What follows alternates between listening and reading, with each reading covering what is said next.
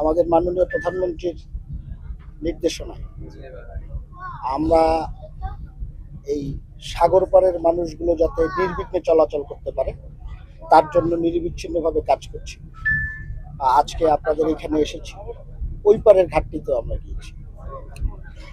আমরা এখানে লঞ্চ ঘাটটি ভেঙে গেছে ঝড়ে, কোরবানি ঈদের আগে সেই ঘাটটি সংস্কার করে সাধারণ যাত্রীদের চলাচলের উপযোগী করে তুলব আমরা ইনশাল্লাহ। আমরা একটি ফেরি চলে এখন, এখানে মানুষের চাহিদা আছে, মাননীয় প্রধানমন্ত্রীর নির্দেশনা আছে, সব এলাকার সব মত সব পক্ষের মানুষ যেন সমান সুযোগ পায় সে বিষয়টি নিশ্চিত করা। তো সেটিকে মাথায় রেখেও আমরা আগামী কোরবানি ঈদের সময় যে ফেরিটি চালু আছে তার সাথে পরীক্ষামূলকভাবে আরেকটি ফেরি আমরা এখানে যুক্ত করব।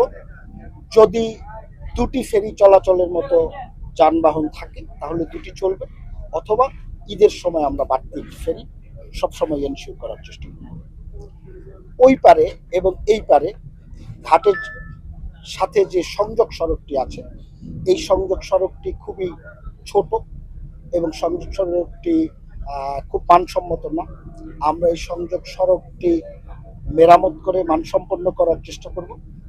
পাশাপাশি এই ঘাটে আমরা যাত্রী সাধারণের বসার জন্য, তাদের টয়লেট সুবিধা নিশ্চিত করার জন্য এবং তারা যাতে খুব নিরাপদে এইখানে কিছুটা সময় কাটাতে পারে সেই জন্য আমরা কিছু স্থাপনা তৈরির পরিকল্পনা করেছি এবং অচিরেই আমরা সেই কাজগুলো করার চেষ্টা করব।